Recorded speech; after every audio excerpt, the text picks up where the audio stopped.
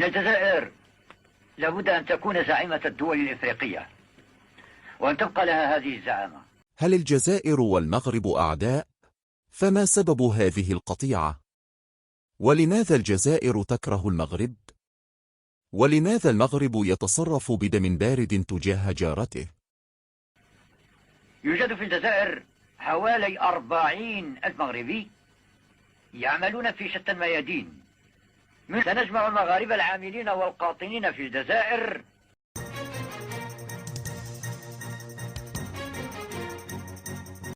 لكل عداء وتوتر أو قصة حب بين بلدين تاريخ مخضرم بالمصالح السياسية، لكن في إفريقيا خلف كل عداء مستعمر اقتحم الأرض وانتهكها ثم راح وترك بصمته. الجزائر دولة استعمرها الفرنسيون لأزيد من قرن، خلف معه أزيد من 1.5 مليون شهيد. المغرب هو الآخر، استعمر من قبل الإسبان والفرنسيين عام 1912 رسميا مع توقيعه معاهدة الحماية.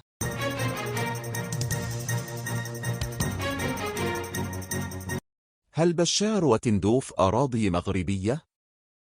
بداية توتر العلاقات بين الجزائر والمغرب. في فترة الاستعمار غصبت فرنسا المغرب من منطقة مغربية كانت تكن الولاء للسلطان المغربي، وهي منطقة تندوف، والتي تتواجد الآن بضواحيها مخيمات المحتجزين لدى الجبهة الوهمية البوليساريو. ظل علم المغرب يرفرف في هذه المنطقة إلى حدود السبعينات، لكن حين اكتشف المستعمر المنطقة في الثلاثينيات واكتشف فيها مناجم الحديد، أعلن أن المنطقة جزائرية وأضافها إلى الجزائر كوسيلة لترك النزاع المفتعل بعد الاستقلال.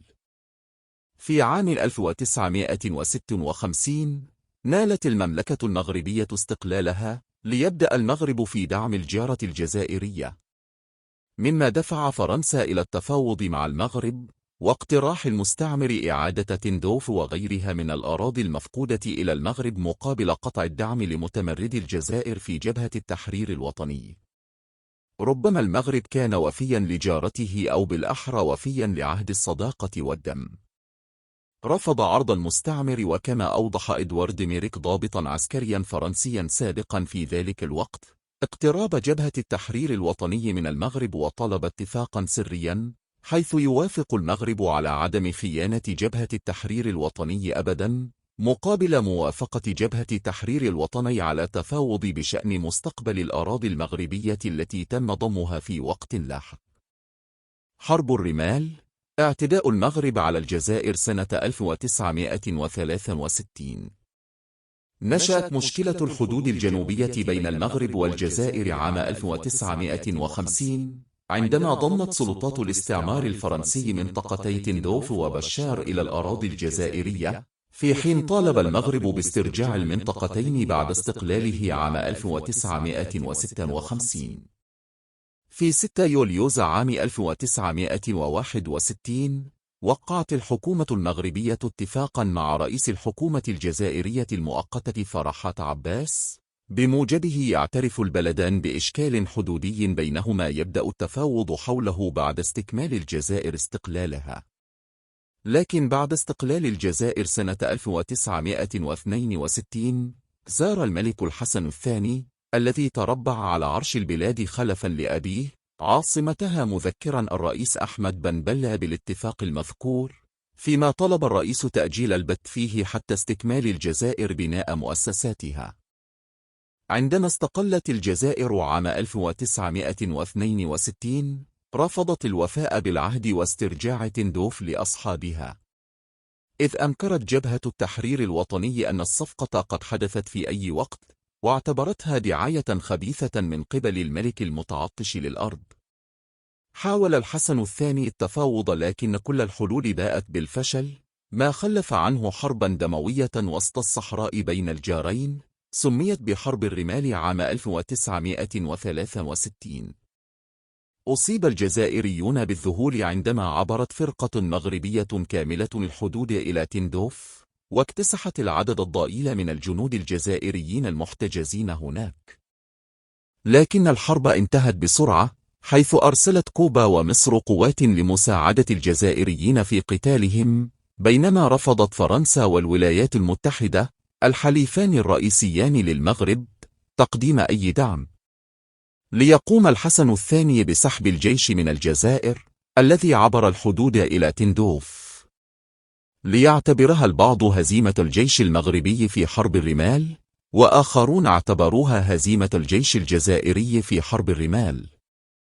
لكن في الواقع لم يعرف بعد من انتصر في حرب الرمال بين المغرب والجزائر. يظل المهم في الأمر أنه من هنا اشتعل لهيب حقد وعداء الجارة الشرقية للمملكة الشريفة. اتفاقية سنة 1970. بعد 7 سنوات أخيرا اتفق الطرفين في اتفاقية انتهت بعدم الاتفاق.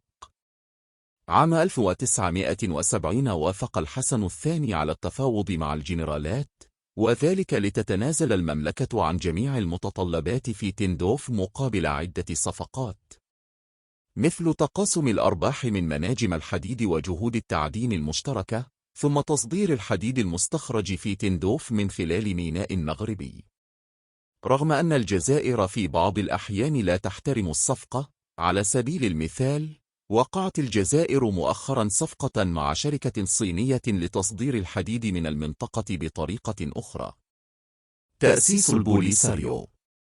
بدأت ملامح الهدوء تغزو جيران شمال إفريقيا، حتى ضربت عاصفة جزائرية وتوقفت معها الهدنة، وهي تأسيس البوليساريو من قبل الجزائر عام 1973 ليحول بين الهدنة والتفاهم. واسم البوليساريو هو انتقاء الحروف الأولى لعبارة إسبانية تعني الجبهة الشعبية لتحرير الساقية الحمراء ووادي الذهب.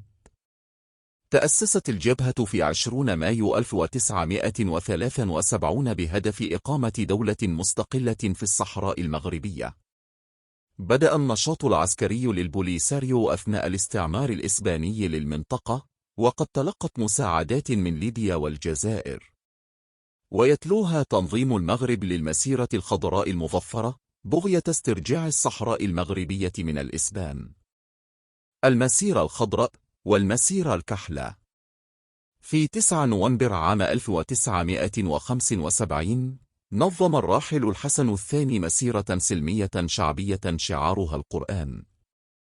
إنها المسيرة الخضراء بغية استرجاع الأراضي الصحراوية التي احتلها المستعمر لأزيد من 90 سنة، حيث توجه 350 ألفا من المغاربة عزلا مقتحمين حدود تلك المناطق المحتلة وقتها، مرغمين مدريد على الجلوس إلى طاولة المفاوضات التي تتفتق عن اتفاق ثلاثي بينها وبين الرباط ونواكشوط.